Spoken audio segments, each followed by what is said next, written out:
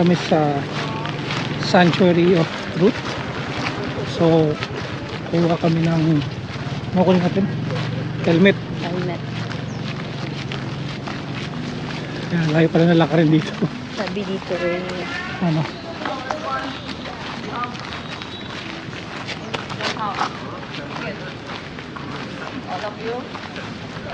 All of you have ticket. Just one ticket. Together? One? Yeah, together. Yeah.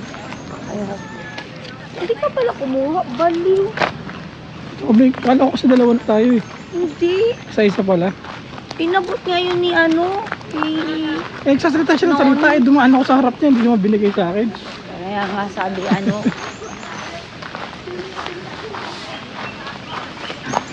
Saway ako sa masakit. Eh, Saway ka ah. Ngayong araw na to. Paluin ko to. masaway ako ngayong araw na to. Wala ilay doon na lakarin ha. Pwede na dumaan dyan. Ano? Ganda no? 建于1994年的三头象神博物 Diyan 馆 tayo pupunta. 为了让人们知道每个宗教的宗旨都是教人行善不行恶，这也是让社会和平安宁的奠基石。第三，建于1981年的真谛圣域博物馆，为了让人们知道 Diyan kayo pupunta ngayon? 及让自己、人类、自然、环境以及社会和平共处。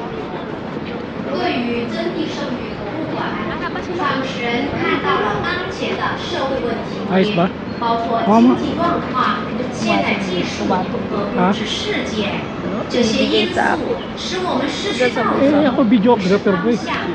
因为个人欲望超出了现有的状态，使我们必须努力奋斗来满足无穷无尽的个人欲望。然而，得不到满足的个人欲望，使我们陷入痛苦之中。真谛圣域博物馆也是在这种状态下被建设出来的。 그러므로 원하는 것을 끊임없이 얻으려고 노력해야 하고 So, according to Noni the tour, so kailangan daw 이 진리의 성전은 dumaan ng Pattaya 위해 건립하였습니다. tour daw, ay ang travel ng going here sa Thailand hindi complete kapag hindi ka pupunta sa Pattaya. Ito pa yung sinasabi niya yung viewpoint or iba pa yun? Iba pa yun. Baka meron pa sa kasi likod daw to eh. Ah, ito yung likod. Baka dun sa kabila siguro. The other side. 그야 yun ang posable. 어디에서 있는지 그리고 인생의 목적은 무엇인지에 대한 Precious words from Edmund Hillary and the creator of contemporary architecture, namely 66 daw pababa. 66 step pabalik. Okay lang yung pababa, pero yung pabalik. Yun lang. Yun ang hate mo. Yun lang. Yun ang hate mo.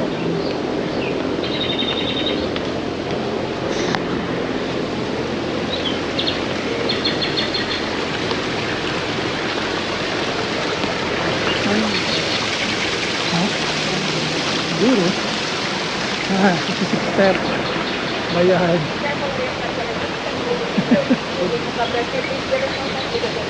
Ito na yung entrance namin papuntang ano naman lang kahit ano no, escalator, escalator man na pataas. Hindi na siya nature.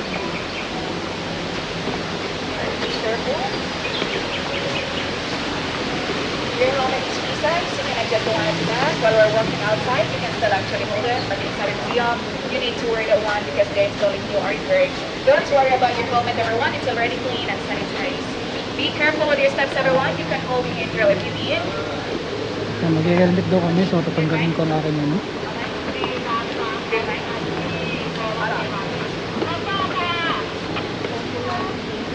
Alright, you can come forward here, everyone. Come forward, please. Come forward.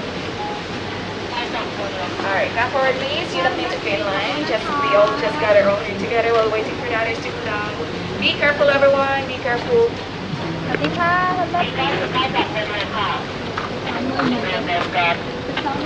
Alright, everyone, again, your helmet is free size. You can adjust the one at the back. While we're walking outside, you can still actually hold it, but inside the museum, you need to wear that one because they're installing new artwork. Don't worry about your helmet, everyone. It's already clean and sanitized. So good morning, everyone. Sawadika, good morning. Welcome to the Sanctuary of Truth Museum, discovering world peace through the art. My name is Lenny, so I'll be the staff to do the guided tour for the English this time, 9:10 in the morning. We're gonna spend time together, about 45 minutes only for the tour, and after the tour, you can still go back inside, take more pictures until 6 o'clock in the evening, no limit time. But our tour has limit time for 45 minutes only, so please follow with the tour first because I'm gonna give you direction, information, and the purpose why we built this museum. Don't worry, everyone. I'm gonna make the tour as quick as I can so that you still have your time to take photos around. Just follow with me first so that we can finish the tour earlier. It's okay? We can change. Alright.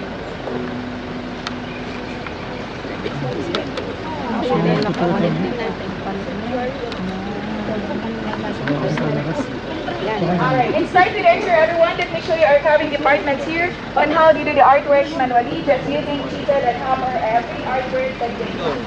Let's get started, everyone. Bawal na yan sa pinakaloob. Unang ba natin lahat ng tour? Una natin. Una namin lahat. Pero bawal din yung sa loob. Because they have a museum, we don't have toilet. And before we start our tour, I would like to do a quick introduction of our construction here. So in terms of design, we got already the blueprint from the founder. So what we need to do here is demonstrate the artwork piece by piece at our model area before they can draft the real work. Our specialist will decide which wood and techniques to use and how many pieces of wood which work. After that, we will use some chemicals to control the termites and insects of the wood, and then they can start the carving process. So this represents the letter everyone is doing already.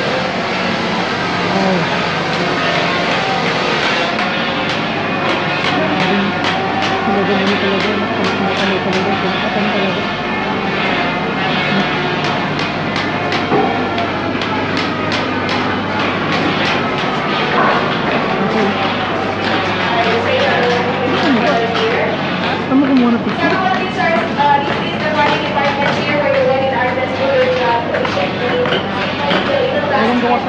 But I'm sure it is quite hard to see the real traditional tying process like this. It will take for them about 3 weeks to 1 month to finish one artwork of this. It depends on the sizes and the niche of the wood. After they are done here, they are going to bring inside the museum and it will take another 2 weeks to finish. Paano nila gawin naman So this yan museum ganyan? is already 44 years old but still ongoing construction because of how they are very manually, just using chisel and hammer every artwork. Sinichisel lang talaga. If you want to try on how to do the carving, you can do that. You can come back in this part as assistant to the staff and they will tell you how to do it. Tinapatan talaga nila. Let's continue with the work. So that's Craftsmanship. Tinapatan talaga nila.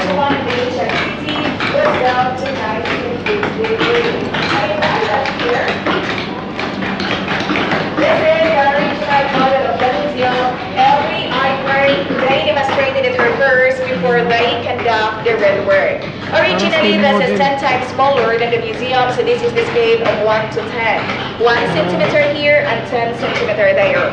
And this museum is very unique from other places because they do not use nails to lock the woods together. They're just using the wood drawing techniques in the ancient time. However, you might see some nails in some part of the woods because they do not finish the part yet, so they are just using nails temporarily and later on they're going to remove that.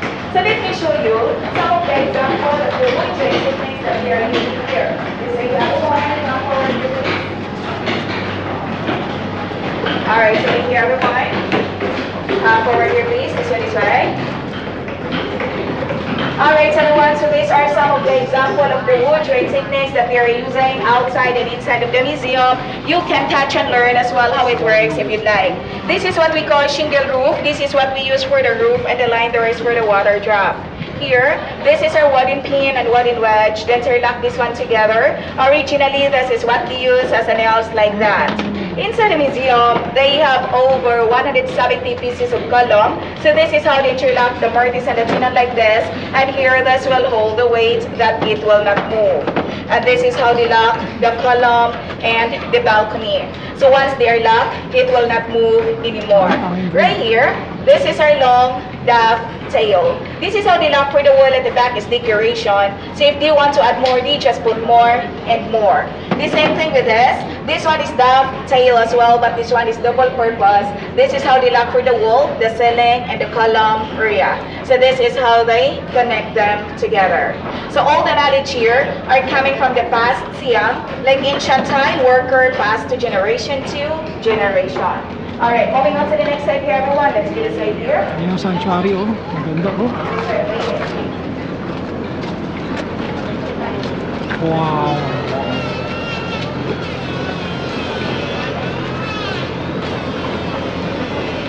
Alright, this side now, everyone.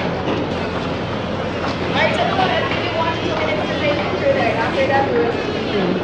Oh, want to talk. Ha, grabe init. Wala na, ano na ako. I'm drenched. Grabe, ayun o. Ayun o, ganda. Alright, so everyone, so again, Ang ganda o. Ako picture nga kunin. May focus ka. like for example, layer, Ikaw mo hawak.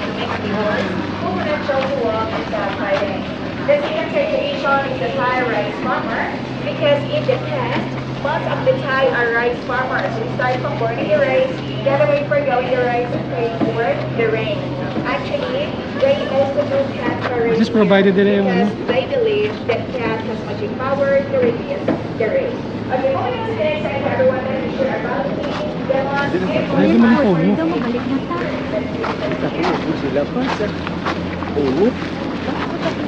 Okay, pero sa hawak kong phone.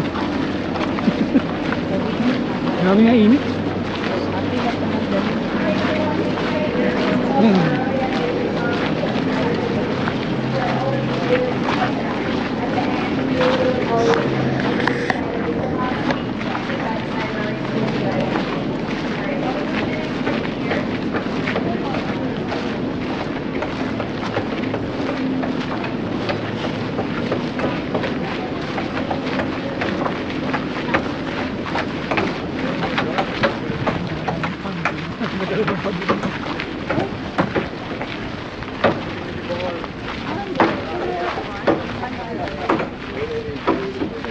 Over here, please. So everyone, this is our balcony here. It is inspired by Singhabanjuran or Royal Balcony. It is used for granting the public audience and special occasion. Decorated with a picture of Purana Takajor. Inside are the branches of flowers and leaves, which refers to wealth, peace, beauty, and creativity. And everyone, this is also the most beautiful spot for taking pictures. Later on after the tour, you stand up there and somebody will take photo of you down here. It's really nice. You look like a reality, like the only sacrifices is one of you will go down here to take photo for you. So don't forget to come back in this part. But for the next time, let's take a photo. Mabalik ka tayo dito. Please say hello. Bababa ko. I-picture mo ko doon. Hindi, just ito lang. So everyone on this side, we also have a wooden inventory. That is the only technical that we can make in the museum. So called the handicap, elderly, or Ayan mo, yung staircase lang. Oo, nalilit mo yun.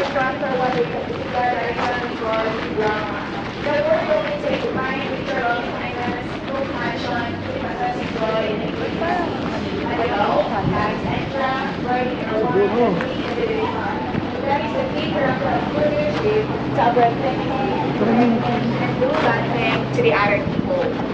So as we walk inside the museum and spend time here, we will recognize who we are, where we came from, and how do we survive. So before we get everything for everyone, we will show you a picture of our stories here. Alright, so everyone. Who swims against the wave, moving away from the museum. Actually, these animals here, they can it's the official turn to find the Jubilee inside museum. So everyone, it's always cover and explore the Sabi Jubilee inside. For this who have umbrella, please return it right there. For this who have cover, please wear your cover and wear your helmet as well. Inside the museum, there is probably new artwork for your safety. You can do both way and turn right, please. That's right, everyone. Come on, this way, please.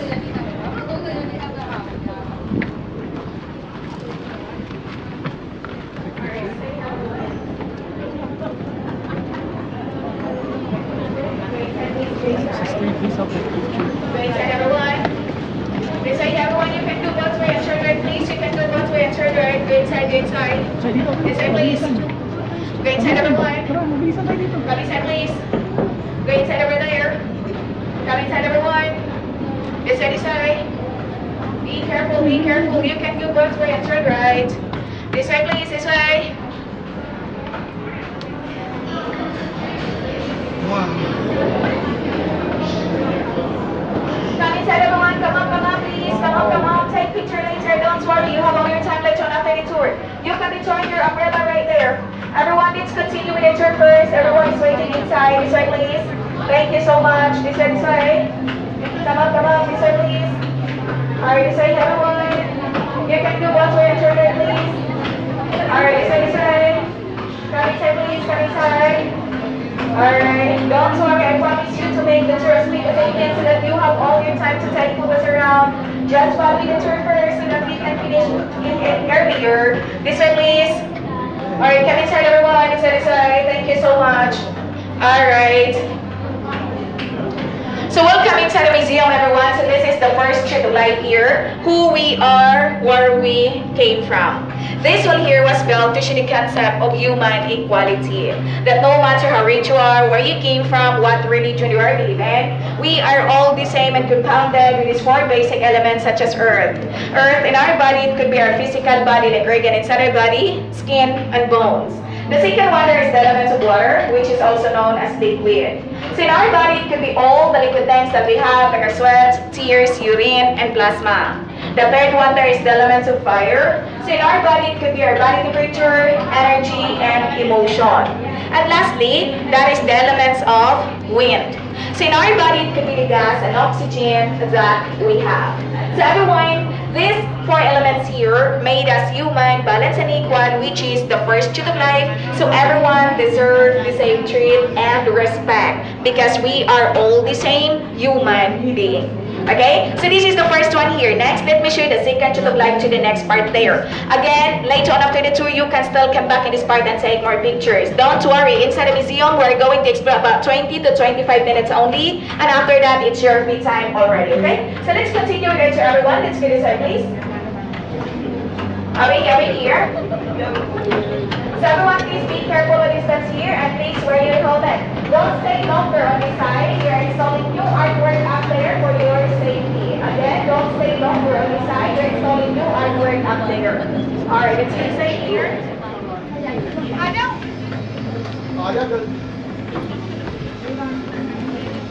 Alright, so everyone, be careful with the steps. Everyone, be careful. Kachay, dapat ka sa akin. Uy, boobs. Alright, so be here please. Be careful everyone. Alright, this way please. Alright, this way everyone.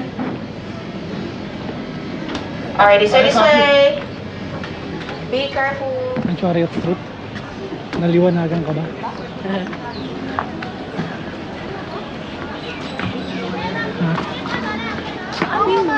Totoo naman yung sinasabi mo. Sa gilid ko. Pupunta. Ayan, tayo.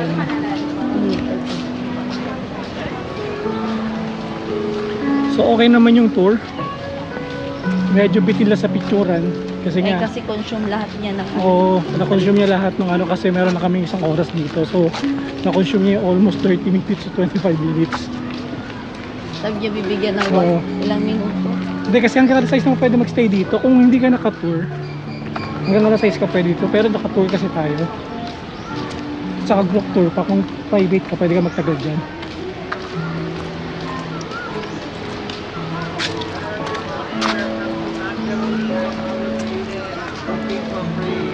Exit sa'yo, exit. Duterte. Copy our ceremony from our students No. from the high school and the primary school. You can take a photo if you want to.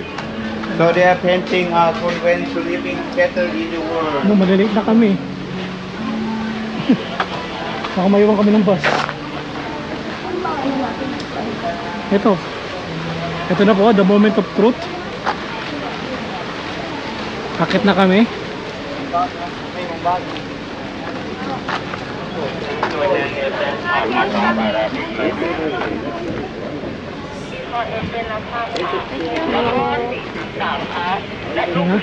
How many steps? Good luck mo. Ay, good luck.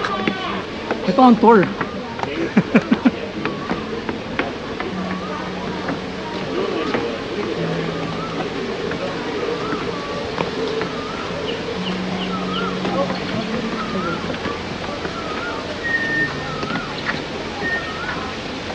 Ang ano ko na, dugyot ko na.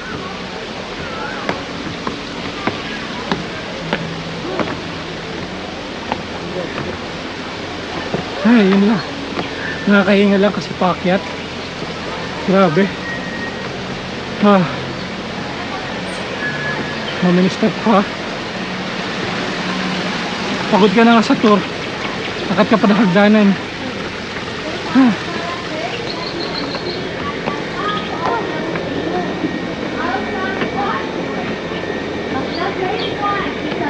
Okay. Ano masabi mo, Chay? End of ng tour na natin dito? Ikapoy ko pa. Right? Ha? Ikapoy pa. The second one is a woman holding a book. Represents the learning of truth of life in the past. So we recognize no matter who you are or where you came from. Everyone deserves the same treatment, same respect because we are the same human being. Ano? Kamusta? The third one is a man with a child and elderly. Represents the generosity towards Punta na kami ng bus namin, so the conservation to treat nakahingay pero kailangan namin pumunta ng bus. and respect